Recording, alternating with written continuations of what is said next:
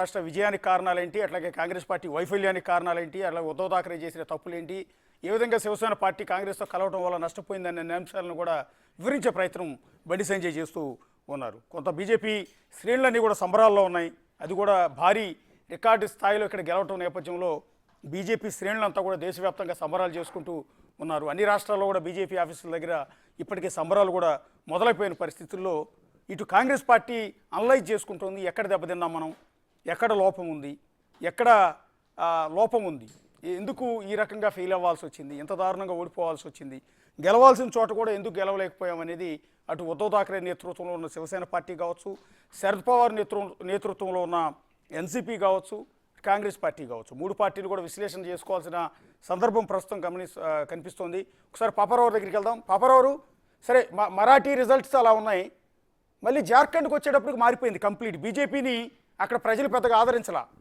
Actually అన్ని exit polls కూడా, అన్ని సర్వే సంస్థలు కూడా జార్ఖండ్లో బీజేపీ ఆధ్వర్యంలో ఉన్న ఎన్డీఏ కూటమి ప్రభుత్వంలోకి వస్తుంది, ప్రభుత్వాన్ని ఏర్పాటు చేస్తుందని ఇచ్చారు. కానీ అందుకు భిన్నంగా ప్రస్తుతం జార్ఖండ్లో బీజేపీ కూటమి 28 స్థానాలకు మాత్రమే పరిమితమైంది. దాదాపు మ్యాజిక్ ఫిగర్ దాటి ముందు వరకు వెళ్ళి బీజేపీని మళ్ళీ తర్వాత రౌండ్స్లో వెనక్కి నెట్టేశారు. ప్రస్తుతం ఇండియా కూటమి అంటే కాంగ్రెస్ అండ్ జేఎంఎం ఆధ్వర్యంలో ఉన్న ఇండియా కూటమి ప్రభుత్వాన్ని ఏర్పాటు చేస్తోంది. మళ్ళీ హేమంత్ సోరెన్ సీఎం అవుతున్నారు. ఎలా చూస్తారు దాన్ని?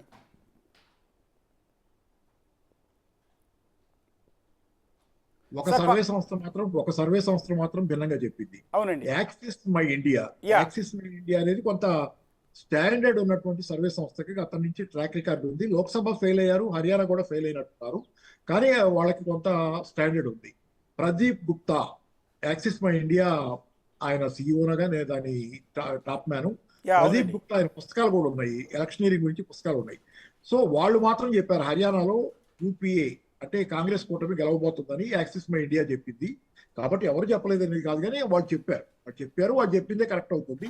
రెండోది ఏంటంటే ఇక్కడ మీరు ఒకటి గమనించండి, చాలా సూక్ష్మంగా గమనించాల్సింది ఏంటంటే మనం మహారాష్ట్ర హర్యానా ఎన్నికలకు పరిమితమై ఇక్కడే ఆలోచిస్తాం, జార్ఖండ్ ఎన్నికలకు పరిమితమై ఇక్కడే ఆలోచిస్తున్నాం. కానీ బై ఎలక్షన్స్ జరిగింది చూడండి, బై ఎలక్షన్ రిజల్ట్స్ ఎలా ఉన్నాయి? 6 స్థానాల్లో బై ఎలక్షన్స్ జరిగితే వెస్ట్ బెంగాల్లో 6 తృణమూల్ కాంగ్రెస్ లీడింగ్.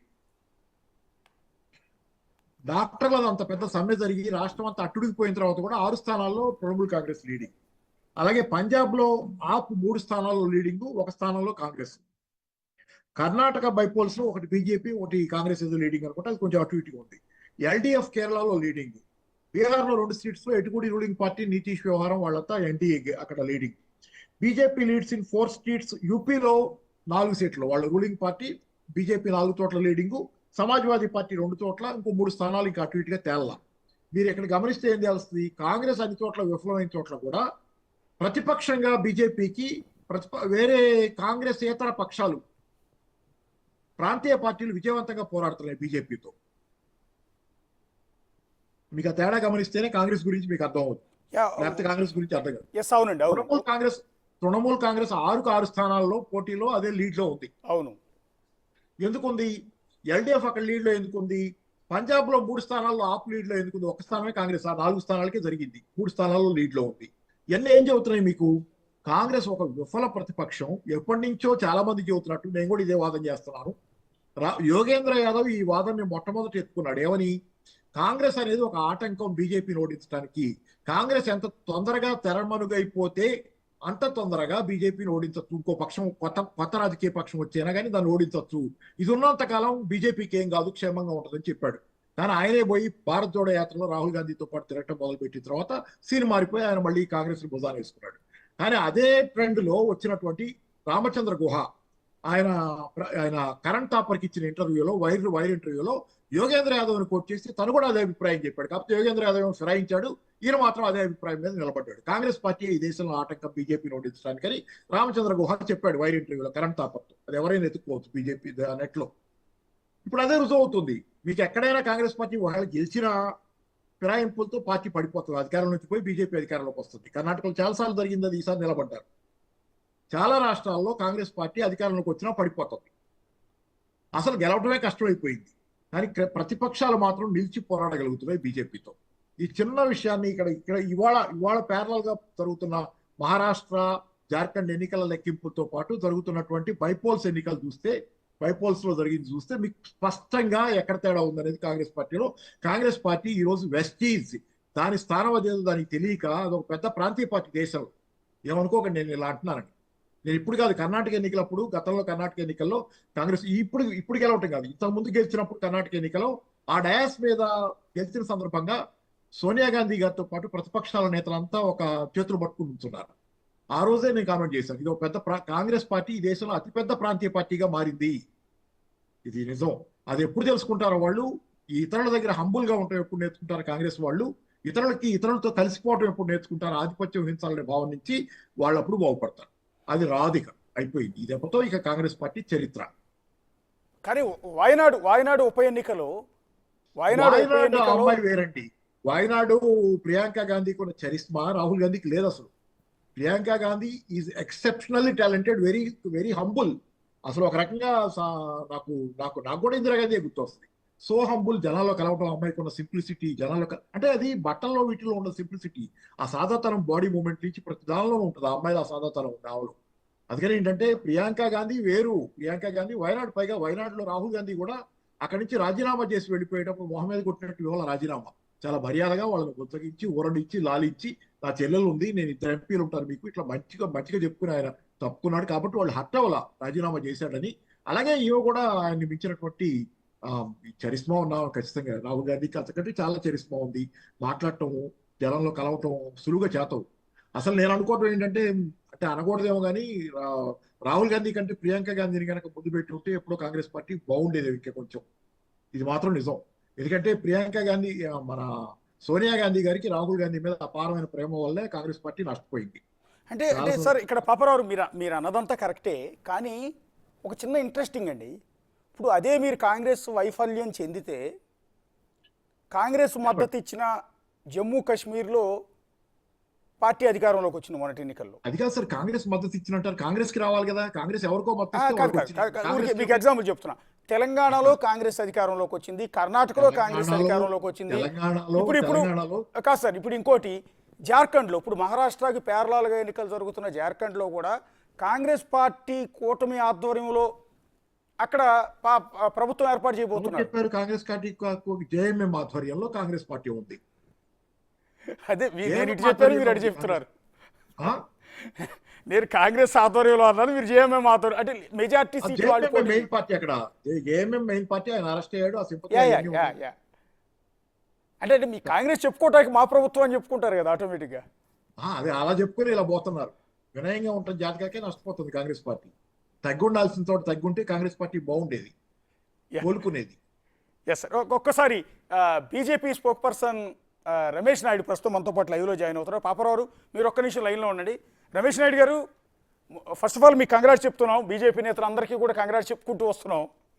సో ఇప్పుడు పాపరావు చాలా వెరీ ఇంట్రెస్టింగ్ చెప్తున్నారు, కాంగ్రెస్ పార్టీ వైఫల్యం అనేది బీజేపీకి అడ్వాంటేజ్గా మారుతోంది అని. యాక్సెప్ట్ చేస్తారా? అది కాదండి. రెండు ఉంటాయి. ఒక మా యొక్క సమర్థత ఉంటుంది, ఆ శత్రువు యొక్క వైఫల్యం కూడా ఉంటుంది. విజయం అన్న తర్వాత విజయం అనేది ఊరికనే శత్రువు యొక్క లేకుంటే ప్రత్యర్థి యొక్క వైఫల్యం మీదే ఆధారపడి ఉండదు. మన యొక్క నాయకత్వ సమర్థత కూడా ఉండాలి. ఒకవేళ వైఫల్యం అనేది అయితే ఒకసారే జరుగుతుంది. సమర్థత అనే దానికి ప్రతిసారి విజయం లభిస్తూ ఉంటుంది. దీనికి ఉన్నటువంటి వ్యత్యాసాన్ని మనం గమనించాలి. సన్నటి రేఖలాగా ఒక విషయం ఏంటంటే, ఈ దేశంలో ఒకప్పుడు కాంగ్రెస్ పార్టీ ఒకవైపు అయితే మిగతా రాజకీయ పక్షాలన్నీ కూడా ఒకవైపు ఉండేది. ఈరోజు కాంగ్రెస్ పార్టీ పరిస్థితి వారు చెప్పారు, ఒక పెద్ద ప్రాంతీయ పార్టీ స్థానానికి దిగజారిపోయింది. ఈ ఒక దిగజారిపోవడానికి కారణాలు ఏవైతే ఉన్నాయో మనందరం చూసాం. ప్రజలు ఏం కోరుకుంటున్నారంటే, ప్రజల యొక్క ఆలోచన విధానాలకు తగ్గట్టు, మైండ్ సెట్ కు తగ్గట్టు కాంగ్రెస్ పార్టీ యొక్క వ్యవహారికం లేదు. ఈరోజు ప్రపంచంలో భారతదేశానికి గౌరవం లభించింది. ఈరోజు ప్రపంచంలో ఎక్కడ యుద్ధం జరుగుతున్నా భారతదేశం వైపు, నరేంద్ర మోడీ గారి వైపు చూసేటువంటి పరిస్థితి. ఈయన మాత్రమే ఆపగలుగుతాడు యుద్ధాలను సైతం అని ఆశిస్తున్నారు. దాంట్లో ఏళ్ళు పెడతామా లేదనేది భవిష్యత్తు నిర్ణయిస్తుంది. యుద్ధాలు జరుగుతున్నటువంటి సమయంలో అక్కడ చిక్కుబడినటువంటి వాళ్ళందరినీ కూడా సురక్షితంగా భారతదేశానికి తీసుకొచ్చాం కదా. ఆ తీసుకొస్తున్నటువంటి క్రమంలో అగ్రరాజ్యమైనటువంటి అమెరికా సైతం మన సహాయం తీసుకునేది కదా. ప్రపంచ దేశాలకు ఎక్కడికి పోయినా భారతీయుడు ఈరోజు రొమ్ము విరుచుకొని బతికేటువంటి పరిస్థితి. స్వాభిమానంతో వెల్కమ్ చేస్తున్నారు మన ప్రజలందరినీ కూడా. ఈరోజు ఆర్థికంగా మనం ఈరోజు అవునన్నా కాదన్నా ఈ ప్రపంచంలో 5వ స్థానానికి చేరుకున్నాం. రాబోయే రోజుల్లో 3వ స్థానానికి చేరాలనేటువంటి లక్ష్యంతో ముందుకు పోతున్నాం. భారతదేశం ఇంటర్నల్ గా కానీ ఎక్స్టర్నల్ గా కానీ తీసుకుంటున్నటువంటి నిర్ణయాలు ఏవైతే ఉన్నాయో చాలా అద్భుతంగా ఉన్నాయి. ఈ యొక్క వ్యవహారాల్లో కాంగ్రెస్ పార్టీకి సంబంధించి ఒక ప్రతిపక్ష పార్టీగా తను వ్యవహరిస్తున్నటువంటి విధానాలు ఏవైతే ఉన్నాయో ఆ విధానాలు లోపభూయిష్టంగా ఉన్నాయి. ఈ దేశానికి చెడు తెచ్చే విధంగా వ్యవహరిస్తున్నారు. కాబట్టే భారతీయ జనతా పార్టీ ఏ ఎన్నిక జరిగినా కూడా సింహభాగం విజయం వైపు దూసుకెళ్తున్నాం. ఈరోజు రాహుల్ గాంధీ విదేశీ పర్యటన చేస్తే ఏం చేస్తాడు? భారతదేశం యొక్క గౌరవాన్ని తగ్గించొస్తాడు. నరేంద్ర మోడీ గారు విదేశీ పర్యటన చేసి వచ్చుతున్నటువంటి క్రమంలో ఎలా ఉంటుంది?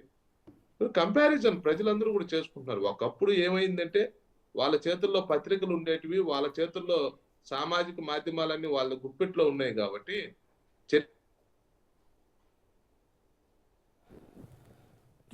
ఒకసారి రమేష్ నాయుడు గారిది చిన్న టెక్నికల్ ప్రాబ్లం. ఒకసారి పాపరావు ఏంటి పరిస్థితి? ఇట్లా బీజేపీ అన్ని రాష్ట్రాల్లో గెలుచుకుంటూ పోతే ఒక మోనోపోలీ వచ్చేదా?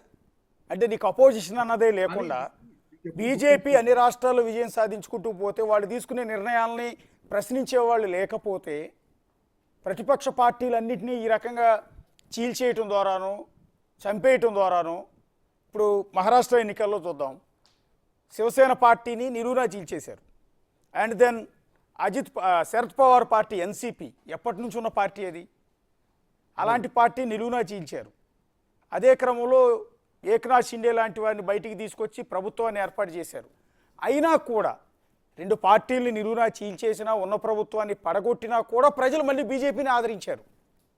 సో భవిష్యత్తు ఇండియా ముఖ చిత్రం ఏ విధంగా ఉండబోతుంది? ఇలా నెక్స్ట్ వచ్చే రాష్ట్రాల ఎన్నికల్లో కూడా రేపొద్దున బీహార్లో జరిగే ఎన్నికల్లో కావచ్చు, ఆ తర్వాత ఇంకో రాష్ట్రంలో జరిగే ఎన్నికల్లో కావచ్చు, మళ్ళీ బీజేపీ వస్తుంది ఆటోమేటిక్గా. సో దీనివల్ల పర్యవసానాలు ఏ విధంగా ఉంటాయి? మీరు అందరి పాయింట్ కరెక్ట్, కానీ టెంపరీగా ఇప్పుడు అమెరికా సోవియట్ యూనియన్ పడిపోయిన తర్వాత అమెరికా ఏకద్రోవ ప్రపంచంలో ప్రపంచాన్ని ఏలింది. చాలా కాలం పాటు దానికి తిరుగులేదు.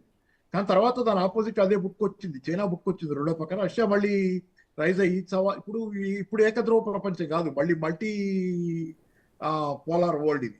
అందుకని ఏంటంటే కొంత తాత్కాలికంగా బీజేపీ మోనోపలి, బీజేపీ ఆధిపత్యం సాగుతాయి. అందుకే జమిలీ ఎన్నికలు కూడా పెట్టుకునే ప్రయత్నం, ఎందుకంటే ఈ దేశంలో ఎవరు ఉండకూడదు, అన్ని చోట్ల నేనే విస్తరించి రాష్ట్రాల దగ్గర నుంచి కేంద్రం దాకా నేను ఉండాలనే ప్రయత్నమే బీజేపీ ప్రయత్నంలో భాగంగానే జమిలీ ఎన్నికలు. దీని కంటిన్యూషన్ అదే కదా మహారాష్ట్ర ఎక్సర్సైజ్ చేస్తారని. దాంతోపాటు నేను చెబుతుంది ఏంటంటే నేచర్ ఎఫర్ట్స్ వాక్యూమ్. శూన్యాన్ని ప్రకృతి ద్వేషిస్తుంది, శూన్యం ఉండనివ్వదు. కాంగ్రెస్ పార్టీ ఒకవేళ ప్రతిపక్ష పాత్ర పోషించలేకపోవడం అంతర్ధానం అయినా అక్కడ శూన్యం ఉండదు. ఆ శూన్యంలోకి ఏదో ఒక శక్తి జొరబడుద్ది. ప్రకృతిలో ఎప్పుడు జరిగేది ఇది, నేచర్ ఎఫర్ట్స్ వాక్యూమ్. కాబట్టి ప్రతిపక్షం పుట్టుకొస్తుంది. ఈ ఉన్న ప్రతిపక్షాల్లోంచి ఎట్లాగొట్లా ప్రతిపక్షం అయితే బీజేపీ అబ్సల్యూట్ గా మోనార్క్ లాగా రూల్ చేయడం అనేది సాధ్యం కాదు. దానికి కూడా ప్రతిపక్షం ఉంటుంది, అది గెలుస్తూ ఉండొచ్చు, అది వేరే విషయం. కానీ మంచి పనులు చేస్తే ప్రతిపక్షం ఉన్నా గెలుస్తుంది, వేరే విషయం. అది కాదు ఏనండి, ప్రతిపక్షం లేకుండా ఏకపక్షంగా మిగలటం అనేది సాధ్యం కాదు. అది ఎందుకంటే నేచర్ ఎఫర్ట్స్ వాక్యూమ్. మీరు చూడండి, చిన్న ఉదాహరణ చెబుతా. తెలంగాణలో 2018 ఎన్నికలు జరిగినప్పుడు కాంగ్రెస్ ఎమ్మెల్యేని కేసీఆర్ గారు ఎత్తుకుపోయారు. దాంతో జనాలకు వచ్చిన పాఠం ఏంటంటే కాంగ్రెస్ వాళ్ళు ఓటేస్తే వీళ్ళు ఉండరు, ప్రతిపక్షం లేకుండా పోద్ది ఇక్కడ అనే దాని మీద వాళ్ళు మొత్తం పోయి అంతకుముందు 1 సీట్ ఇచ్చారు అసెంబ్లీ ఎన్నికల్లో బీజేపీకి. పార్లమెంట్ ఎన్నికలు వచ్చేసరికి 4 సీట్లు ఇచ్చారు, పార్లమెంట్ సీట్లు. ఎందుకంటే వీళ్ళైతే పోరు, అక్కడి నుంచి ప్రతిపక్షంగా ఉంటారు వీళ్ళని. అంటే nature efforts vacuum. Congress party ఖాళీ చేసిన చోట బీజేపీ దొరబడింది, అక్కడ వచ్చి అది పెరిగింది. అందుకని మీరు ఏమనుకో భయపడక్కర్లా. ప్రతిపక్షం తాత్కాలికంగా కొంతకాలం పాటు బీజేపీ మోనోపలి సాగుద్ది, అది తాత్కాలిక, వెరీ టెంపరీ. ప్రతిపక్షం ఆటోమేటిక్ గా జనాల సమస్యలు ఉన్నప్పుడు ఉంటే కనుక జనాల సమస్యల నుంచే వస్తుంది ప్రతిపక్షం. ఒకసారి ఇప్పటి వరకు ఉన్న ట్రెండ్ ఒకసారి చూద్దాం. ఇప్పటి వరకు వస్తున్న రిజల్ట్ మహారాష్ట్రలో ఎన్డీఏ కూటమి 217. ఒకసారి రమేష్ నాయుడు గారు ఒకసారి ఇప్పటి వరకు ఉన్న ట్రెండ్ ఒకసారి చూసి మీ దగ్గరికి వస్తాను. మహారాష్ట్రలో ఎన్డీఏ కూటమి 225 స్థానాల నుంచి కొంత డౌన్ పడిపోయింది, 217 స్థానాలకు పడింది. సో రికార్డు స్థాయిలో 230 స్థానాల వరకు వెళ్తుందనుకున్న ఎన్డీఏ ప్రస్తుతం 217 స్థానాల దగ్గర లీడింగ్లో కొనసాగుతుంది. ఇండియా కూటమి 55 స్థానాలకు పరిమితమైంది. అదర్స్ అంటే ఇండిపెండెంట్లు కావచ్చు, ఇతర పార్టీలు కావచ్చు 16 స్థానాల్లో లీడింగ్లో ఉన్నారు. అదర్స్ పెరిగారు. కాంగ్రెస్ పార్టీకి తగ్గుతున్న సీట్లు అదర్స్కి అంటే ఇతర పార్టీలకు ఇండిపెండెంట్లకు యాడ్ అవుతూ వస్తున్నాయి. అందువల్లే అదర్స్ 16 స్థానాల్లో లీడింగ్లో ఉన్నారు. ఎన్డీఏ 217 స్థానాలు, ఇండియా కూటమి 55 స్థానాల్లో ప్రస్తుతం లీడింగ్లో కొనసాగుతుంది. ఇక జార్ఖండ్కి వచ్చేటప్పటికి అదే మెజారిటీ కాంగ్రెస్ అండ్ జేఎంఎం ఆధ్వర్యంలోని ఇండియా కూటమి లీడ్ దశలోనే ఉంది. సో జేఎంఎం ఆధ్వర్యంలో కొనసాగుతున్న ఇండియా కూటమి 50 స్థానాలతో మ్యాజిక్ ఫిగర్ దాటి ప్రభుత్వాన్ని ఏర్పాటు చేసే దిశగా లీడ్లో కొనసాగుతోంది. సో దాదాపు గంట సేపటి నుంచి అంటే గత 3 రౌండ్ల నుంచి కూడా అదే సత్తా చాటుకుంటోంది, అదే లీడింగ్ని కంటిన్యూ అవుతుంది, అదే 50 సీట్లతో కొనసాగుతూ వస్తుంది అక్కడ ఇండియా కూటమి. దాదాపు మరోసారి హేమంత్ సోరెన్ ఆధ్వర్యంలో ప్రభుత్వం ఏర్పాటు చేసే దిశగా అక్కడ సాగుతోంది. అనూహ్యంగా మ్యాజిక్ ఫిగర్ కూడా దాటి ఖచ్చితంగా ప్రభుత్వాన్ని ఏర్పాటు చేస్తుంది అని తొలి రౌండ్లలో భావించిన ఎన్డీఏ కూటమి 28 స్థానాలకు పడిపోయింది. ఇది ఆశ్చర్యమే నిజం చెప్పాలి అంటే. ఆల్రెడీ ఎన్డీఏ కూటమి ప్రభుత్వాన్ని ఏర్పాటు చేసే దిశగా 47 స్థానాలకు పైగా ఎగబాకింది. అది తొలి 4 రౌండ్లలో. తర్వాతి 4 రౌండ్లకు వచ్చేటప్పటికి ఏకంగా 47 స్థానాల నుంచి సగం 28 స్థానాలకు ఆల్మోస్ట్ ఎన్డీఏ కూటమి పడిపోయింది. అనూహ్యంగా అసలు పడిపోయింది, ఇక పత్తా లేదనుకున్న ఇండియా కూటమి హేమంత్ సోరెన్ తర్వాతి రౌండ్లలో పుంజుకున్నారు. తనకి ఎక్కడైతే పట్టుందో జార్ఖండ్లో ఆయా నియోజకవర్గాల్లో ఆయా రీజియన్లో పర్టికులర్గా ఆదివాసీల్లో తన సింపతి ద్వారా కావచ్చు, తాను ఇచ్చిన హామీలు కావచ్చు, వాటన్నిటి ప్రభావంతో తిరిగి తన ప్రభుత్వాన్ని నిలబెట్టుకునే దిశగా ముందుకు వెళ్తున్నారు హేమంత్ సోరెన్. ఇంకా అదర్స్ అంటే వేరే పార్టీలు 3 స్థానాల్లో లీడింగ్లో ఉన్నాయి. అది ఇప్పటి వరకు కూడా కంటిన్యూ అవుతోంది. ఆ 50 ఇండియా కూటమి 50 అనేది ఎక్కడ కూడా మారట్లేదు. సో దాదాపుగా అక్కడ జేఎంఎం ఆధ్వర్యంలో కాంగ్రెస్ ఆధ్వర్యంలో తిరిగి ప్రభుత్వం ఏర్పాటు చేయటం అనేది ఖాయంగా కనిపిస్తుంది. ఇక మహారాష్ట్ర సంగతి కొద్దాం. మహారాష్ట్రలో ఎన్డీఏ కూటమి బలం లీడింగ్ ఇంకా తగ్గుతూ వస్తోంది, అలాగే కాంగ్రెస్ కూడా తగ్గుతూ వస్తోంది. ఇండిపెండెంట్లు అదర్ పార్టీల బలం అనూహ్యంగా పెరుగుతోంది. 225 స్థానాలకు ఎగబాకిన ఎన్డీఏ వర్గం ఎన్డీఏ కూటమి 214 స్థానాలకు పడిపోయింది. అదర్స్ అంటే ఇండిపెండెంట్లు కావచ్చు, ఇతర పార్టీల వాళ్ళు 20 స్థానాల్లో లీడింగ్లో ఉన్నారు. ఇందాక మనం డిస్కస్ చేసుకున్నాం 2 నిమిషాల క్రితం. వాళ్ళు 16 స్థానాలు కాస్త 20 స్థానాలకు ఎగబాకారు ఇండిపెండెంట్లు. అండ్ ఇండియా కూటమి 55 స్థానాల నుంచి మళ్ళీ 54కు పడిపోయింది. అంటే కాంగ్రెస్ బలం ఇంకా అంతకంతకు తగ్గుతూ వస్తుంది. అదే క్రమంలో ఎన్డీఏది కూడా తగ్గుతూ వస్తుంది. ఎన్డీఏ ఖచ్చితంగా ప్రభుత్వం ఏర్పాటు చేస్తుంది, అందులో డోకా లేదు. కాకపోతే ఎందుకో మెజారిటీ ఆ రికార్డ్ అనేది కొద్దిగా తగ్గుతూ వస్తుంది తర్వాతి రౌండ్లో. ఒకసారి అక్కడున్న పల్స్ కూడా ఒకసారి చూద్దాం. మనం చూస్తే మహారాష్ట్రలో అన్ని చోట్ల వెనకబడుతోంది ఇండియా కూటమి. ఇండియా కూటమి అంటే కాంగ్రెస్ పార్టీ పోటీ చేసిన చోట్ల చాలా ఇబ్బందికరమైన పరిస్థితిని ఫేస్ చేసింది. అండ్ ఉద్ధవ్ థాకరే ఆధ్వర్యంలో నడుస్తున్న శివసేన పార్టీ పోటీ చేసిన చాలా చోట్ల సీట్లను లూజ్ అవ్వాల్సి వస్తుంది. శరద్ పవార్ నేతృత్వంలో ఉన్న ఎన్సీపీ పోటీ చేసిన చాలా చోట్ల ఆ పార్టీ దెబ్బతింటోంది. ఇక కేరళలో వాయనాడు ఉప ఎన్నికలో ప్రియాంక గాంధీ గెలవటం అనేది కాంగ్రెస్ పార్టీకి కాస్తంత ఉపశమనాన్ని ఇచ్చే అంశం. 167,000 ఓట్లతో వాయనాడు ఎంపీ స్థానాన్ని కాంగ్రెస్ పార్టీ గెలుచుకుంది. 167,000 మెజార్టీతో అక్కడ ప్రియాంక గాంధీ గెలిచింది. తమ్ముడు రిజైన్ చేసిన చోట అక్క విజయం సాధించింది భారీ మెజార్టీతో. 167,000 ఓట్ల మెజార్టీతో. సో చెల్లెలా యా. సో పాపారావు చెప్పినట్టుగా అక్కడ ఓటర్లను బుజ్జగించేటప్పుడు, రాజీనామా చేసేటప్పుడు అక్కడ ఓటర్లందరికీ చెప్పి నేను తప్పుకుంటున్నాను, ప్రియాంక పోటీ చేస్తారని రాహుల్ గాంధీ ఓటర్లందరికీ నచ్చజెప్పిన క్రమం, ఆ సింపతి క్రమంతో వాయనాడు నుంచి గెలిచారు అనేది పాపారావు చెప్తున్న మాట. వాయనాడులో గెలవటం అనేది మాత్రమే కాంగ్రెస్ పార్టీకి కాస్తంత ఉపశమనాన్ని ఇచ్చే అంశం. మహారాష్ట్రలో ఘోర వైఫల్యం తర్వాత కాంగ్రెస్ పార్టీ పునరాలోచించుకుంటుంది, విశ్లేషించుకోవాల్సిన పరిస్థితి ఉంటుంది, లోపాలను సరిదిద్దుకోవాల్సి ఉంటుంది. వచ్చే పార్లమెంట్ ఎన్నికలకు వెళ్ళాలి అంటే ఎప్పటి నుంచి ఈ లోపాలని, ఈ రాష్ట్రాల్లో ఉన్న లోపాలు, అది నాయకుల లోపమా నాయకత్వ లోపమా, ఎందుకు ఫెయిల్ అయింది ఇంత ఘోరంగా అనేది ఇదంతా కూడా చూడాల్సి ఉంటుంది. ప్రస్తుతం 54 స్థానాలతో ఇండియా కూటమి మహారాష్ట్రలో కొనసాగుతూ వస్తోంది. సో ఈవీఎంని ట్యాంపరింగ్ చేశారని శివసేన నేత సంజయ్ రౌత్ కొద్దిసేపటి క్రితం సంచలనమైన ఆరోపణ చేశారు. సరే, సహజంగా ఓడిపోయిన ప్రతి చోట కూడా ఇదే రకమైన అలిగేషన్. ఆంధ్రప్రదేశ్లో ఎన్డీఏ కూటమి గెలవగానే జగన్ పార్టీ వైఎస్ఆర్ కాంగ్రెస్ పార్టీ కూడా ఇదే రకమైన ఆరోపణలు చేసింది, ఈవీఎంలు ట్యాంపర్ చేసి గెలిచారని. అదే కామెంటు మహారాష్ట్ర కూడా బాకింది. మహారాష్ట్ర శివసేన సీనియర్ నేత సంజయ్ రౌత్ అదే రకమైన కామెంట్ చేస్తున్నారు, ఈవీఎంలు ట్యాంపర్ చేశారు, ఇది ప్రజా తీర్పు కాదు, ఇది ప్రజా తీర్పు కాదు అంటూ ఆయన కామెంట్ చేస్తూ ఉన్నారు. ఒకసారి సుధాకర్ గారు కూడా ప్రస్తుతం మనతో పాటు జాయిన్ అయ్యారు. సుధాకర్ గారు నమస్తే అండి. ఎలా ఇప్పుడు జార్ఖండ్ ఎన్నికల్ని మహారాష్ట్ర ఎన్నికల్ని రెండింటిని వేరువేరుగా చూడాల్సిన పరిస్థితి వస్తుంది. అక్కడ హేమంత్ సోరెన్ ప్రభావంతో మళ్ళీ ప్రభుత్వాన్ని ఆయన ఏర్పాటు చేసుకోగలుగుతున్నాడు. కానీ మహారాష్ట్రలో అనేక వ్యతిరేకాంశాలు ఉన్నా కూడా వాటిని సద్వినియోగం చేసుకోవడంలో కాంగ్రెస్ పార్టీ కావచ్చు, ఉద్ధవ్ థాక్రే శివసేన కావచ్చు ఫెయిల్ అయినాయి అని అనుకోవచ్చా?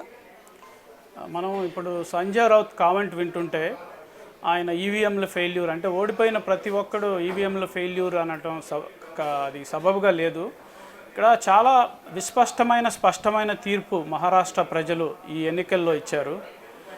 ఈ తీర్పుతో ఇక్కడ ఒక ముఖ్యమైన విషయం ఏంటంటే అటు కాంగ్రెస్ పార్టీ కానీ, షిండే శివసేన మీద తలపడ్డ ఉద్ధవ్ థాక్రే శివసేన కానీ, అజిత్ పవార్ ఎన్సీపీతో తలపడ్డ శరద్ పవార్ ఎన్సీపీ కానీ పూర్తిగా వైఫల్యం చెందాయి. ఎక్కడ స్పష్టంగా మనకు కనిపిస్తుందంటే మహారాష్ట్ర ఎన్నికల్లో అంటే బీజేపీ కూటమికి ఎందుకు విక్టరీ వచ్చిందంటే ప్రధాన కారణం I can tell you welfare స్కీమ్స్లో ముఖ్యంగా మహిళలకు సంబంధించి ఆగస్టులో ప్రవేశపెట్టిన లాడ్లీ బెహన్ స్కీము.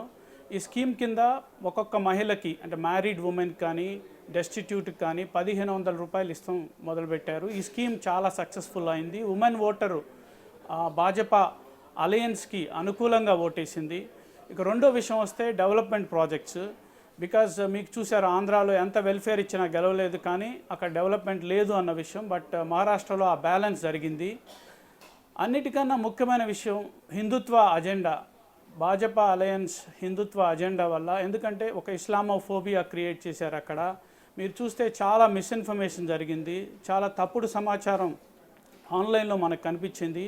సో ఈ విషయంలో భాజపా అలయన్స్ క్లియర్గా అంటే మహాయుతి అలయన్స్ క్లియర్గా విక్టరీ పొందడానికి అవకాశం కల్పించింది. అంటే సుధాకర్ గారు వైఫల్యానికి సంబంధించి వస్తే సుధాకర్ గారు మీరు చెప్పింది మాజీ లడ్కీ బహిన్ యోజన ఈ పథకం వర్కౌట్ అయింది అనేది ఒకటి, బాగా వర్కౌట్ అయింది. రెండోది ఓట్ జిహాద్, ముస్లింలు ఓట్ జిహాద్ చేస్తున్నారు, బాటెంగేతో కాటెంగే అని ప్రధానమంత్రి స్వయంగా ప్రచారం చేశారు. అవును. సో ఇది హిందూ ఓటర్లను ఆకర్షించడానికి బలమైన వెపన్ అయింది అనుకోవచ్చా? రెండోది ఇంకో పాయింట్ కూడా ఉంది, ఏక్ రహేంగేతో సేఫ్. ప్రధాని మోడీ అన్న మాట ఒక నినాదం బాటెంగేతో కాటెంగే అనేది, రెండోది ఏక్ రహేంగేతో సేఫ్. ఈ రెండు స్లోగన్స్ హిందూ ఓటర్లని శివసేన వైపు కాకుండా బీజేపీ వైపు తీసుకురావడానికి వర్కౌట్ అయింది అనుకోవచ్చు. స్పష్టంగా వర్కౌట్ అయింది. అంటే ఇది మల్టిపుల్ ఫ్యాక్టర్ విన్ అన్నట్టు. అంటే మనం 1, 2, 3 ఫ్యాక్టర్లకు మాత్రమే ఇది అట్రిబ్యూట్ చేయడానికి లేదు ఈ విక్టరీని. ఇంకా మనం చూస్తే కాంగ్రెస్ పార్టీ కాంగ్రెస్ అలయన్స్ అక్కడ చేసిన క్యాంపెయిన్ అంటే రైతుల సమస్యలకు సంబంధించి ఫార్మర్స్ డిస్ట్రెస్ బాగా ఉంది మహారాష్ట్రలో. ఈ అగ్రేరియన్ క్రైసిస్ ఉంది. ఈ అగ్రేరియన్ క్రైసిస్ని కాంగ్రెస్ పార్టీ కానీ అలయన్స్ పార్ట్నర్స్ కానీ ఆ నెరేటివ్ని ట్రై చేశారు, కానీ అంత ఎఫెక్టివ్గా తీసుకెళ్ళలేకపోయారు. అదొక ఫెయిల్యూర్ ఆ క్యాంపెయిన్లో. బీజేపీ హై వోల్టేజ్ క్యాంపెయిన్ ముందు Congress alliance, MVA alliance, Maha Vikas Aghadi alliance failure అయింది హై వోల్టేజ్ క్యాంపెయిన్లో. దాంతోపాటు ముఖ్యమైన విషయం ఏంటంటే జోడ్ తోడ్కి రాజనీతి, అంటే ఈ పార్టీలను ముక్కలు చేసే సంస్కృతి, ఈ వెన్నుపోటు సంస్కృతి గురించి కాంగ్రెస్ అలయన్స్ ఈ అలయన్స్లు చేసినది ఫలించలేదు. ఎందుకంటే ఎవరైతే అజిత్ పవార్ పార్టీ కానీ లేక ఏక్నాథ్ షిండే శివసేన కానీ ఎక్కువ ఓట్లు వచ్చి మేమే అసలు సిసలు పార్టీలు అనే పరిస్థితి తీసుకొచ్చింది ఈ అసెంబ్లీ ఎన్నికలు. అదొకటి ఫెయిల్ అయింది పార్టీ పరంగా. ఇంకొకటి కంపెల్లింగ్ నెరేటివ్ చెప్పడంలో ఇది భాజపా మనం లార్జర్గా ఒక పిక్చర్ చూసుకోవాలి. ఎందుకంటే ఒక కంపెల్లింగ్ నెరేటివ్ చెప్పడంలో కాంగ్రెస్ పార్టీ కంటిన్యూస్గా ఫెయిల్ అవుతూ వచ్చింది. మనకు హర్యానా ఎలక్షన్స్లో కూడా అంటే లోక్సభ ఎలక్షన్స్లో బాగా అన్ని దేశవ్యాప్తంగా బాగా వచ్చినప్పటికీ ఇంకా మహారాష్ట్రలో దాదాపు 30 సీట్లు ఇదే అలయన్స్కి వచ్చినప్పటికీ ఇప్పుడు భయంకరంగా ఓటమి ఎందుకు ఎదురైందంటే ఒక కంపెల్లింగ్ నెరేటివ్ చెప్పలేని పరిస్థితి ఈ అలయన్స్కి, కాంగ్రెస్ అలయన్స్కి, ఎంవీ అలయన్స్కి ఉంది. ఆ కంపల్లింగ్ నెరేటివ్ని అమిత్ షా నేతృత్వం, మోడీ నేతృత్వంలోని భాజపా పార్టీ కానీ, ఇప్పుడున్న అక్కడ అజిత్ పవార్ కానీ, ఏక్నాథ్ షిండే కానీ కంటిన్యూస్గా ఒక మంచి నెరేటివ్ని, అంటే ప్రజలకి నేను ఎప్పుడు చెప్తుంటాను, ఈ డిజిటల్ యుగంలో ఎవరు తమ కథని బాగా చెప్పుకుంటారో వాళ్ళే విజేతలు. అది ఎలక్షన్లో అయినా ఇంకా దేంట్లో అయినా. Who ever tells his or her story, అది పార్టీ అయినా ఇండివిజువల్ అయినా, తన కథని బాగా చెప్పుకోవటంలో సఫలమైన వాళ్ళు. ఈ కంపల్లింగ్ నెరేటివ్ పాపరావు సేమ్ వర్డ్ చెప్పారు, మాస్టర్ వర్డ్ కాదని అదే లైన్ చెప్పారు. మాస్టర్ చేసింది అమిత్ షా, మోడీ ద్వయంలో ఉన్న నేతృత్వం నడుస్తున్న అలయన్స్. సో దాంట్లో కాంగ్రెస్ పార్టీ ఇంకొకటి ఒక ఇంపార్టెంట్ పాయింట్, మనకి హర్యానా ఎలక్షన్స్లో మొమెంటమ్ పోయింది. కాంగ్రెస్ పార్టీకి లోక్సభ ఎన్నికల్లో వచ్చిన మొమెంటము హర్యానా ఎలక్షన్స్లో పోవటం ఒకటి, కొంచెం నీరు గారిపోవటం అక్కడ, ఇవన్నీ ఫ్యాక్టర్స్. అదే మాదిరిగా షిండేకి ఒక మంచి మరాఠా ఫేస్ అని ఒక పేరు ఉండటం, ప్లస్ కష్టపడే ముఖ్యమంత్రి అనే ఒక పేరు ఉండటం వల్ల షిండేకి అనుకూలంగా వచ్చింది. అదే మాదిరిగా అజిత్ పవార్కి, మనకి ఇక్కడ పోల్చుకుంటే బీఆర్ఎస్లో హరీష్ రావు లాంటి వ్యక్తి అజిత్ పవార్, అంటే గ్రౌండ్తో కనెక్టివిటీ ఎక్కువ, అంటే is a trouble shooter type మనిషి. కాబట్టి అజిత్ పవార్ నేతృత్వంలోని ఎన్సీపీకి ఎక్కువ సీట్లు వచ్చాయి. శరద్ పవార్కి ఏజ్ అవ్వటం, 84 ఇయర్స్ అవ్వటం, అక్కడ సంజయ్ రౌత్ అనుకున్నంత విధంగా ఆయన, ఇక్కడ ఉద్ధవ్ థాక్రే కూడా యాక్సెసిబిలిటీ లేదు. మనకు ఆంధ్రాలో మనం చూస్తే జగన్ యాక్సెసిబుల్గా లేడు అన్న ఒక ప్రధాన అంశం, అన్అప్రోచబుల్ అనే ఒక ప్రధాన అంశం ఎలా పనిచేసిందో, ఇక్కడ ఉద్ధవ్ థాక్రే అప్రోచబిలిటీ లేదు, కష్టపడే తత్వం లేదు అనే విషయం మహారాష్ట్ర, మరాఠా ప్రజలు అనుకున్నారు. ఇక్కడ ఒక ఇంపార్టెంట్ విషయం ఏంటంటే, నార్త్కి సౌత్కి మధ్యలో ఒక వెల్దియెస్ట్ స్టేట్ బీజేపీ ఒక ఫోకస్డ్గా ఉంది. ఎట్లయినా మహారాష్ట్రలో ఈసారి సీట్లు ఎక్కువ సాధించాలన్న ఉద్దేశంతో ఆ ఫోకస్డ్ కంపెల్లింగ్ నెరేటివ్ వల్ల అక్కడ ఎక్కువ సీట్లు సాధించడం. ఇప్పుడు బీజేపీ కూడా ఎవరు ముఖ్యమంత్రి అవుతారన్న విషయం మనం వస్తే, బీజేపీకి కూడా మంచి ఛాన్స్. అంటే Eknath Shinde though he is a chief minister and his face is very important, but ఇక్కడ సుధాకర్ గారు మీరు చెప్పిన పాయింట్ ఒకసారి పాపరావు మీరు కూడా వినాలి. ఇది very very interesting issue. Ramesh Naidu గారు, ఒకసారి ఏక్నాథ్ షిండే, నెక్స్ట్ మళ్ళీ ఏక్నాథ్ షిండేని సీఎంగా కంటిన్యూ చేస్తారా లేదా అంటే ఇప్పటి వరకు వచ్చిన బీజేపీ నేతలు ఎవరు కూడా క్లారిటీ ఇవ్వలేకపోతున్నారు. అది బీజేపీ నిర్ణయిస్తుందనో లేకపోతే డిసైడ్ అవుతారో అని.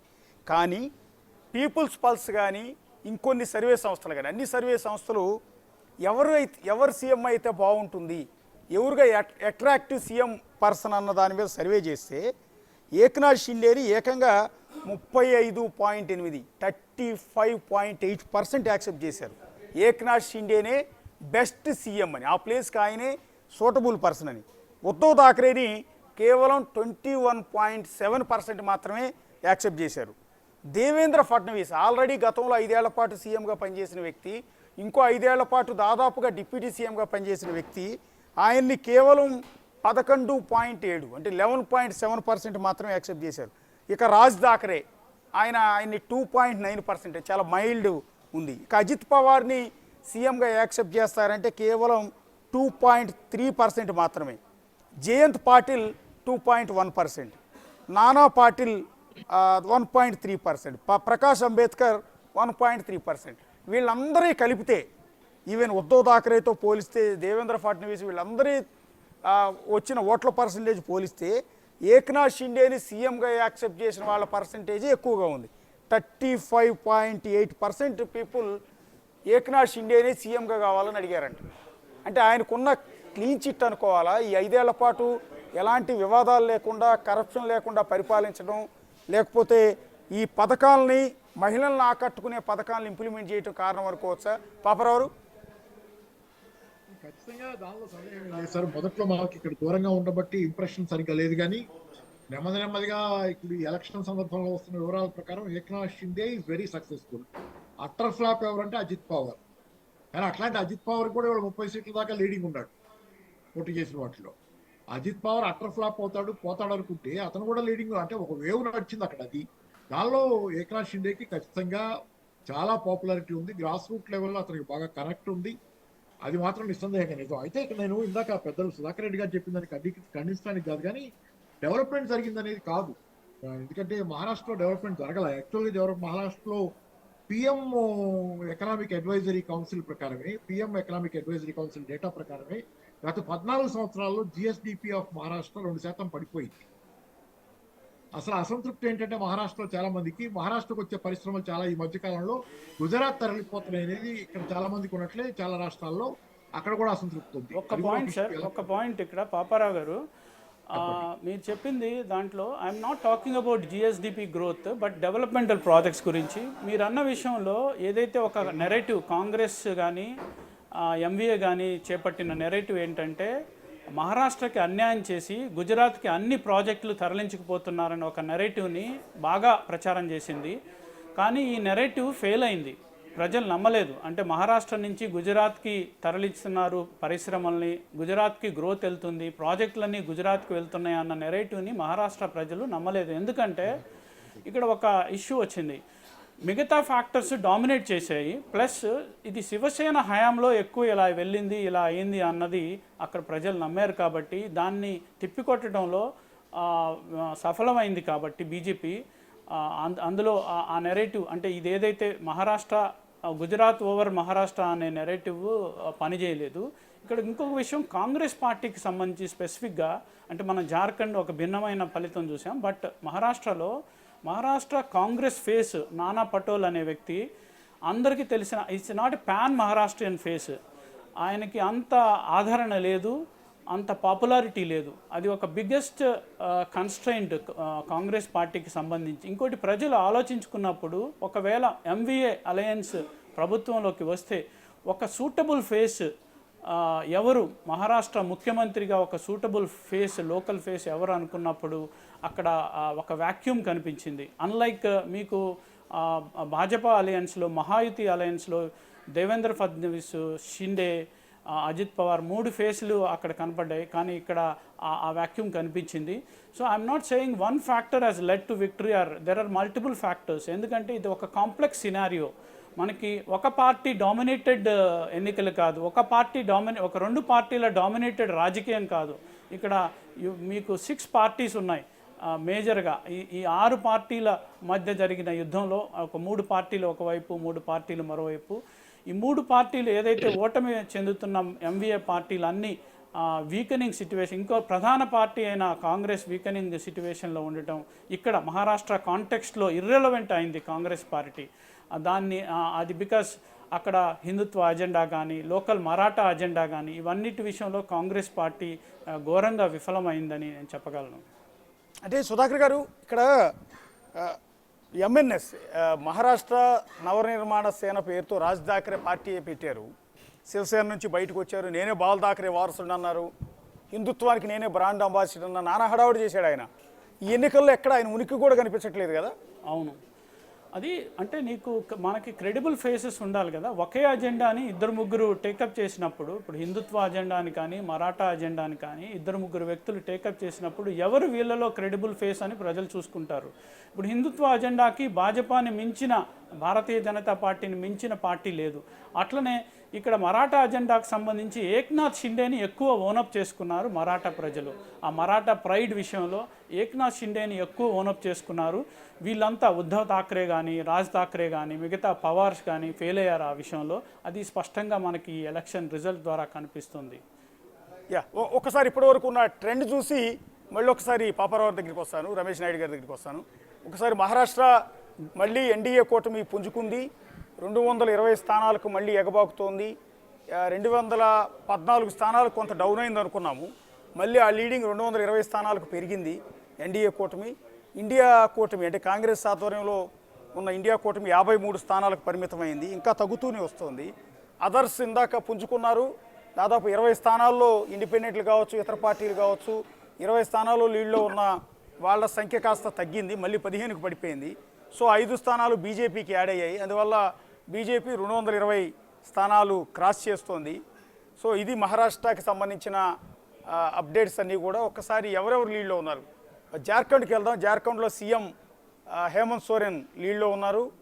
ఆయన బర్హైత్ నియోజకవర్గం నుంచి లీడ్లో ఉన్నారు. తిరిగి ప్రభుత్వాన్ని ఏర్పాటు చేస్తున్నారు, సీఎం అవుతున్నారు. అట్లాగే చంపై సోరెన్, మాజీ సీఎం చంపై సోరెన్ సరైకెల్లా నుంచి బీజేపీ తరఫున ఓటమి దిశగా వెళ్తూ ఉన్నారు. మాజీ సీఎం ఆయన ఓడిపోబోతూ ఉన్నారు. అట్లాగే జంషెడ్పూర్ వెస్ట్ నుంచి బన్నా గుప్తా, ఆయన కాంగ్రెస్ పార్టీ నుంచి వెనుకంజలో ఉన్నారు. సో వీళ్ళందరూ కూడా ఖచ్చితంగా గెలుస్తారు అనుకున్న వాళ్ళు ఓడిపోబోతున్నారు. అట్లాగే బాబులాల్ మరాండి, ఆయన ధన్వర్ నుంచి పోటీ చేశారు, జార్ఖండ్, ఆయన లీడ్లో ఉన్నారు బీజేపీ నుంచి. ఇవన్నీ కూడా అటు బీజేపీ ఫేసులు కావచ్చు, ఏదైతే జేఎంఎం ఫేసులు కావచ్చు. మహువా మజీ రాంచీ నుంచి పోటీ చేశారు, జేఎంఎం నుంచి లీడ్లో ఉన్నారు. అండ్ మిలింద్ దేవ్రా మహారాష్ట్ర ఓర్లీ నుంచి పోటీ చేశారు. సో ఆయన శివసేన పార్టీ నుంచి ఆయన లీడ్లో ఉన్నారు. నెక్స్ట్ జిషన్ సిద్దికి బాంద్రా ఈస్ట్ నుంచి పోటీ చేశారు, మహారాష్ట్ర ఎన్సీపీ నుంచి, ఆయన లీడ్లో ఉన్నారు. ఎన్సీపీ అజిత్ పవార్ వర్గం నుంచి పోటీ చేసిన ఆయన లీడ్లో ఉన్నారు. ఇక కల్పనా సోరెన్, హేమంత్ సోరెన్ సతీమణి, జార్ఖండ్ గండే కాన్స్టిట్యున్సీ నుంచి జేఎంఎం నుంచి పోటీ చేశారు, కాకపోతే ఆవిడ వెనుకంజలో ఉన్నారు. బేసిక్గా హేమంత్ సోరెన్ జైల్లో ఉన్నప్పుడు పార్టీని లీడ్ చేసింది ఆవిడే, ఖచ్చితంగా గెలుస్తుంది అనుకున్నారు. అట్లాగే సునీల్ సోరెన్ దుమ్కా నియోజకవర్గం నుంచి పోటీ చేశారు, ఆయన బీజేపీ తరఫున ఆధిక్యంలో ఉన్నారు. సో ఈ సోరెన్ ఫ్యామిలీ నుంచే ఉన్నట్టున్నారు ఆయన కూడా. సో ఇక ప్రియాంక గాంధీ వాయనాడ్ నుంచి 2,40,000 ఓట్ల ఆధిక్యంతో లీడ్లో ఉన్నారు. ఆ మెజార్టీ ఇంకాస్త పెరిగి 3 లక్షలు వెళ్ళే అవకాశం ఉంటుంది. నాగపూర్ సౌత్ నుంచి పోటీ చేసిన దేవేంద్ర ఫడ్నవీస్, మాజీ సీఎం, ప్రస్తుత డిప్యూటీ సీఎం, ఆయన బీజేపీ నుంచి లీడ్లో ఉన్నారు. అండ్ నెక్స్ట్ ఏక్నాథ్ షిండే కోప్రీ నియోజకవర్గం నుంచి పోటీ చేసిన ఆయన శివసేన షిండే వర్గం, ఆయనదే వర్గం. సో ఆయన లీడ్లో ఉన్నారు, ప్రస్తుత సీఎం కూడా, కాబోయే సీఎం కూడా. అట్లాగే నవాబ్ మాలిక్ మన్కర్గ్ నుంచి పోటీ చేశారు కాంగ్రెస్ నుంచి, ఆయన ఆధిక్యంలో ఉన్నారు మహారాష్ట్ర. నెక్స్ట్ ఆదిత్య థాక్రే ఓర్లీ నుంచి పోటీ చేశారు, శివసేన యూబీటీ నుంచి, ఆయన కూడా ఆధిక్యంలో ఉన్నారు. ఉద్ధవ్ థాక్రే కుమారుడు, బాల్ థాక్రే వారసుడు, ఆయన ఓర్లీ నుంచి లీడ్లో ఉన్నారు, ప్రస్తుత స్థానం నుంచి గెలిచే అవకాశం ఉంటుంది. అజిత్ పవార్ ప్రస్తుత డిప్యూటీ సీఎం, బారామతి నుంచి పోటీ చేశారు ఎన్సీపీ నుంచి, ఎన్సీపీ అజిత్ పవార్ వర్గం, ఆయనదే వర్గం కాబట్టి ఆయన ఆధిక్యంలో ఉన్నారు. ఇక హేమంత్ సోరెన్ ఇందాక మనం చెప్పుకున్నాం, ఆయన జేఎంఎం నుంచి, బరాయిత్ నుంచి లీడ్లో ఉన్నారు. ఇవి కొన్ని పెద్ద తలకాయలు, ఎవరెవరైతే ఫేస్ ఆఫ్ పార్టీస్ ఉన్నారో, ఫేస్ ఆఫ్ స్టేట్ ఉన్నారో వాళ్ళకి సంబంధించిన కొంత డిస్కషన్ అయితే చేసాం. ఒకసారి రమేష్ నాయుడు గారి దగ్గరికి వెళ్తాం. రమేష్ నాయుడు గారు, సో మహారాష్ట్ర ఎన్నికలు అవునన్నా కాదన్నా ఒక గేమ్ చేంజర్. ఈ మహారాష్ట్ర ఎన్నికల మీద ఎంత విశ్లేషణ చేస్తే అన్ని కొత్త విషయాలు మనకు బయటకు వస్తాయి. ఒక ప్రయోగం ఏంటంటే భారతీయ జనతా పార్టీ మీద ఒక విష ప్రచారం చేశారు. ఏంటంటే శివసేనని చీల్చేశారు, లేకపోతే ఎన్సీపీని చీల్చేశారు, ఇట్లాంటి ప్రాంతీయ పార్టీలు ఉనికి లేకుండా చేస్తున్నారని మాట్లాడుతున్నటువంటి ఆ మాటలు ఏవైతే ఉన్నాయో దానికి భిన్నంగా ఈరోజు భారతీయ జనతా పార్టీతో కలిసి ఎవరైతే ప్రయాణం చేశారో వారు బలమా బలహీనమా అనేది పక్కన పెట్టి వాళ్ళందరినీ కూడా విజయ తీరాల వైపు తీసుకుపోయేటువంటి శక్తి భారతీయ జనతా పార్టీకి ఉంది. ఆ విధంగా నిరూపణ కూడా అయింది. ఏక్నాథ్ షిండే గారికి ఉన్నటువంటి సంఖ్యాబలం ఏదైతే ఉందో అది తక్కువ అయినప్పటికీ కూడా మహారాష్ట్ర ముఖ్యమంత్రిగా ఆయన్ని కొనసాగించడం, ఆ కొనసాగింపే కాకుండా పాలన మీద కూడా ప్రజల్లో ఒక మంచి పేరు వచ్చే విధంగా ఒక ఇమేజ్ ని బిల్డ్ చేయడం జరిగింది. మేము ఎక్కడ అతన్ని డిస్టర్బ్ చేయలే. ఇది మనందరం కూడా గుర్తించాలి. అజిత్ పవార్ గారికి మొన్న పార్లమెంట్ ఎన్నికల్లో నామమాత్రంగా వచ్చింది, ఒకే ఒక సీటు మేబీ. అలాంటి పరిస్థితి నుంచి ఈరోజు 30 సీట్లు అధికంగా దాటి ఎమ్మెల్యేలు కూడా గెలిచేటువంటి పరిస్థితి ఉంది అనేటువంటి విషయం మీకు స్పష్టంగా కనపడుతున్నటువంటి విధానం. నేనేమంటున్నానంటే మహారాష్ట్రకు సంబంధించినటువంటి ఎన్నికలు ఏవైతే ఉన్నాయో ఒకవేళ ఆకు తిరగబడినంటే ఇప్పటికే భారతీయ జనతా పార్టీని, నరేంద్ర మోడీ గారిని, అమిత్ షా గారి మీద దండెత్తిండేవాళ్ళు, అసలు కత్తులు దూసిండేవాళ్ళు. కానీ ఇంత పెద్ద మ్యాండేటరీ చరిత్రలో ఇది రెండోసారి మాత్రమే మహారాష్ట్ర ఎన్నికల్లో ఇంత పెద్ద మ్యాండేటరీ వచ్చిన తర్వాత రాబోయే రాజకీయాలు ఎలా ఉంటాయనే దానికి ఒక స్పష్టత అయితే ఇప్పుడే వచ్చేసింది. రేపు 29 ఎన్నికలకు సంబంధించినటువంటి విధానం కావచ్చు, లేకపోతే జమిలీ ఎన్నికలకు సంబంధించినటువంటి విషయంలో కానీ ఈ కేంద్ర ప్రభుత్వం రాబోయే రోజుల్లో ఇంకా సంస్కరణలు తీసుకొచ్చి భారతదేశాన్ని చాలా వేగవంతంగా అభివృద్ధి వైపు తీసుకుపోతుంది. దాంట్లో మహారాష్ట్రాన్ని భాగస్వామ్యం చేయడం ఏదైతే ఉందో చాలా ఇంపార్టెంట్. మహారాష్ట్ర అభివృద్ధి 100% జరిగింది. నితిన్ గడ్కరీ యొక్క నాయకత్వంలో మనం చూసినట్లయితే మహారాష్ట్రలో అసలు మహారాష్ట్రలో ఉన్నామా, భారతదేశంలో ఉన్నామా, వెస్టర్న్ కంట్రీస్ లో ఉన్నామా అనేటువంటి భావన కలుగుతుంది. ఆడ వేసినటువంటి ఫ్లైఓవర్లు, అక్కడ నిర్మించినటువంటి 6 వరుసల రహదారులు ఏవైతే హై స్పీడ్ ట్రైన్లు కానీ ఏ విషయంలో తీసుకున్నా, పరిశ్రమలకు సంబంధించినటువంటి విషయంలో కూడా వీళ్ళు విష ప్రచారం చేశారు కానీ పరిశ్రమలకు సంబంధించినటువంటి విషయంలో ఎక్కడ ఇబ్బందులు లేవు. అక్కడ ఎవరైనా ఇన్వెస్ట్మెంట్ పెడతామని చెప్పే వాళ్ళకి ఎక్కడ వెల్కమ్ చేసేటువంటి నేచరే ఉంది. రెడ్డి టేపిజం లేదు కాంగ్రెస్ లో మాదిరా. కాబట్టి మహారాష్ట్రకు సంబంధించినటువంటి ఎన్నికలు మనందరం కూడా ఒక రకంగా పాజిటివ్ దృక్కోణంలో చూసినట్లయితే ఇది దేశ రాజకీయాల్లో కానీ భారతదేశ అభివృద్ధికి కానీ 100% ఒక మంచి జరిగింది. డబుల్ ఇంజిన్ సర్కార్ ఏదైతే ఉందో చెప్పారు ఏంటంటే మేమందరం డబుల్ ఇంజిన్ సర్కార్ గురించి చెప్పాం, సంక్షేమ పథకాల గురించి చెప్పాం, ఎలా అభివృద్ధి వైపు తీసుకుతాం చెప్పాం. కానీ వాళ్ళు ఏం చెప్పారు, పాజిటివ్ విషయాలు ఎక్కడ చెప్పలా. ఎప్పుడు మహారాష్ట్రకు సంబంధించి గుజరాత్ కు సంబంధించి సెంటిమెంట్ రాజకీయాలు చేశారు. అంటే ఒక రకంగా విభజన రాజకీయాలు చెప్పినప్పటికీ కూడా ప్రజలు విశ్వసించేటువంటి పరిస్థితులు లేదు. నరేంద్ర మోడీ గారిని అమిత్ షాను గుజరాతీలుగా ప్రచారం చేశారు. వాళ్ళు వచ్చి మన రాష్ట్రంలో పార్టీలు చేల్చడం ఏంది, పెత్తనం ఏంది అనేటువంటి భావన తీసుకొచ్చేటువంటి మాటలు అయితే పెద్ద ఎత్తున మాట్లాడారు. ప్రజలు విశ్వసించాల.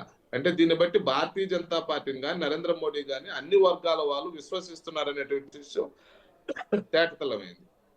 రెండో విషయం ఏంటంటే దేశానికి సంబంధించిన సురక్షిత విషయం ఏదైతే ఉందో దానికి సంబంధించిన విషయంలో బీజేపీ మాత్రమే ఈ దేశాన్ని సురక్షితంగా ఉంచగలుగుతుంది, మహారాష్ట్రాన్ని సురక్షితంగా ఉంచగలుగుతుంది అర్థమైపోయింది. చివరికి బాల్ ఠాకరే అనేటువంటి పూజనీయుడు, మనందరికీ మహనీయుడు, హిందువుల యొక్క టైకూన్, అలాంటి గొప్ప వ్యక్తి పుత్రుడుగా పుట్టినటువంటి శివసేనకు సంబంధించినటువంటి ఉద్ధవ్ ఠాకరేకి సంబంధించి వాళ్ళు చేసినటువంటి కాంగ్రెస్ కి వ్యతిరేకంగా పుట్టినటువంటి పార్టీ అయినప్పటికీ కూడా అధికారం కోసం ఏ విధంగా లాలూచిపడ్డాడు, సిద్ధాంతాలను ఏ విధంగా పక్కన పెట్టాడు అనేటువంటి విషయం తేటతెల్లం అయిపోయింది. ఒక సామాన్యమైనటువంటి వ్యక్తి ఒక సిద్ధాంతంతో లేకంటే వాళ్ళ పార్టీ అజెండా కోసం కట్టుబడి ఉంటే కొడుకును కాదు, కొడుకు కాకుండా ఎవరైతే విశ్వాసం నింపుతాడో వాడినే వారసుడిగా అంగీకరిస్తారు అనేటువంటి విషయం కూడా ఈ ఎన్నికల్లో షిండే గారి గెలుపు మనకు తేటతెల్లమైంది. కానీ పాపారావు లాంటి పెద్దవాళ్ళకు నేను ఒకటి అప్పీల్ చేయదచ్చు. ఈ దేశంలో సార్ భారతీయ జనతా పార్టీ దేశ హితం కోసం పనిచేస్తూ ఉంటుంది, దేశ అభివృద్ధి కోసం ఆకాంక్షిస్తూ ఉంటుంది. గెలుపోవటంలో కూడా మేము సమానంగానే చూసుకుంటాం. కానీ మిగతా వాళ్ళు ఓడిపోతే మనకు ఇప్పుడు అమెరికా లాంటి అగ్రరాజ్యంలో కూడా ఎన్నికల వ్యవస్థ సరిగ్గా లేదండి. ఇన్ని కోట్ల మంది 140 కోట్ల వరకు ఉన్నారు కదా. ఇలాంటి పెద్ద దేశంలో ఈవీఎంల సిస్టమ్ సరిగ్గా పనిచేస్తుంటే దాని మీద అనుమానాలు రేకెత్తించే విధంగా మాట్లాడేటువంటి మాటలు ఏదైతే ఉందో పాపారావు లాంటి పెద్దలందరూ కూడా ఖండించాలని మాత్రమే కోరుకుంటున్నారు. దీంట్లో రమేష్ నాయుడు గారు ఖండిస్తా కానీ నేను మాట్లాడినా పాపారావు కంటిన్యూ చేయండి.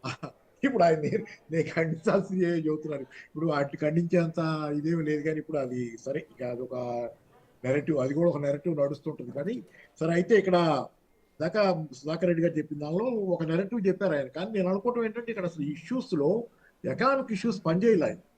మీకు అక్కడ జరిగిన దానిలో నేను ఇందాక మొట్టమొదట్లో, అప్పుడు సుధాకర్ రెడ్డి గారు లేరు, మొట్టమొదట్లో నేను చెప్పింది ఏంటంటే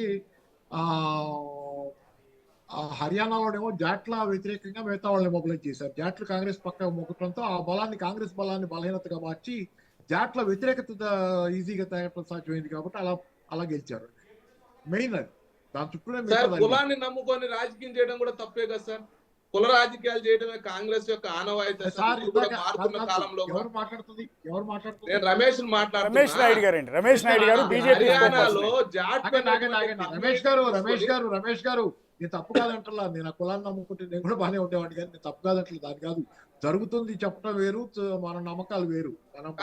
హర్యానాలో జాట్లు ప్రాబల్యం ఎక్కువగా కాదు, మీకు కావాల్సింది చెప్పమంటారేంటి? నేను మామూలుగా నేను అనాలిసిస్ చేసుకుంటున్నాను, చెప్తున్నాను. ఓకే, చెప్పండి సార్, గో హెడ్ సార్. మంచి చెడులు నిజమే, కులం మంచిది కాదు, ఎవరికి కాదు, ఎవరికైనా మంచిదే కులం. అసలు కుల సంఘాలకు అంటగాగే వాళ్ళు కూడా కులం మంచిది కాదని చెబుతున్నారు ఈ రోజు. అది దురదృష్టం. ఇక్కడ వాడి కులం తప్పితే కులం మంచిది కాదని చెప్పి అంత దురదృష్టకరమైన పరిస్థితులు ఉన్నాయి సమాజంలో. అందుకని కులం గురించి నాకేం అభ్యంతరం లేదు, కులం గురించి నాకేం అభ్యంతరం లేదు. కులం అనేది ఉండకూడదు, ఉంది, అది దురదృష్టం. కానీ దాన్ని ఇప్పుడు ముళ్ళుతోనే తీయాలన్నట్లు అట్లా జరిగింది అనేది అది. అంతేగాని నేనేదో మీరు బీజేపీ తప్పు చేస్తుందని చెప్పటల్లా. రాజకీయాల్లో పోరాడే పద్ధతుల్లో పోరాడింది. యాక్చువల్ ప్రాక్టికల్ రాజకీయాలు ఏమి బురద పూసుకోకుండా ఓ కదా, ఇందాక అశోక్ చాలా చక్కగా చెప్పారు దాన్ని. అది అవుతుంది, అంతే ఉంటాయి. అది వాస్తవంగా అంగీకరించాలి. దాన్ని ఫైట్ చేయాలంటే అలాగే ఫైట్ చేస్తుంది బీజేపీ, బాగా ఫైట్ చేస్తుంది. అదే కదా అశోక్ కూడా ఇందాక మొదట్లో ఆయన అదే అన్నారు. దాన్ని మనం నైతికంగానే ఖండించాలా. అది ఫైట్ చేసే దానికి ఫైటింగ్ చేతావు. వాస్తవ పరిస్థితిని బాగా అర్థం చేసుకుంది బీజేపీ. కాంగ్రెస్ వాళ్ళు ఎక్కడో సనాతన ఎనభైలో ఎలక్షన్ ప్రాసెస్ లో మిగిలిపోయారు. వాళ్ళకి ఏం అర్థం కావట్లేదు. అసలు చూడండి, ఇందాక నేను ఎంత పరిహాసం అంటే, ఇందాక అశోక్ గారు ఒక్కళ్ళే ఉన్నారు స్క్రీన్ మీద, ఆ పక్కన వేనాడులో అనుకుంటా ఆయన గెలిచింది అనుకుంటా దృశ్యం అది. ప్రియాంక గాంధీ గెలిస్తే ఆయన రాహుల్ గాంధీ వెనక టీషర్ట్ వెనక్కి తిరిగి టీషర్ట్ మీద వేనాడు అని వేసి ఉంది. చూసారా, గమనించారు అది? ఇందాక ఇదే స్క్రీన్ మీద, బిగ్ టీవీ స్క్రీన్ మీద ఇందాక ఆయన అశోక్ ఒక్కళ్ళే ఉన్నారు, పక్కన second half of the screen, ఒక హాఫ్ స్క్రీన్ లో వేనాడు ఎలక్షన్ లో ప్రియాంక గాంధీ గెలిచింది. ఇప్పుడు అనుకుంటుంది వేనాడు టీషర్ట్ చేసుకుని, వేనాడు అని వెనక రాసున్న టీషర్ట్ చేసుకుని ఆయన నవ్వుకుంటా అక్కడ ప్రియాంక గాంధీతో పాటు సెలబ్రేట్ చేసుకుంటున్నాడు. అసలు నవ్వుకునే సందర్భం మహారాష్ట్ర అంతా వేనాడు గెలిస్తే గెలిచారు ఒకటి, అది కదా. మహారాష్ట్ర ఓడిపోయి జార్ఖండ్ ఓడిపోయి గగ్గోలు పెడుతుంటే కాంగ్రెస్ వాళ్ళు ఆయన నవ్వుతాడంటే అక్కడ చూడండి అంత పరిహాసం. అసలు కాంగ్రెస్ పార్టీ ఎందుకు నాశనం అవుతుందో మీకు అది చూస్తే అర్థం అవుతుంది. ఇందా నుంచి నాకు అదే మనసులో ఉంది. అసలు నవ్వుతారా ఎవరైనా ఇప్పుడు? అక్కడ నవ్వుతా సెలబ్రేట్ చేసుకుంటున్నాడు మనిషి.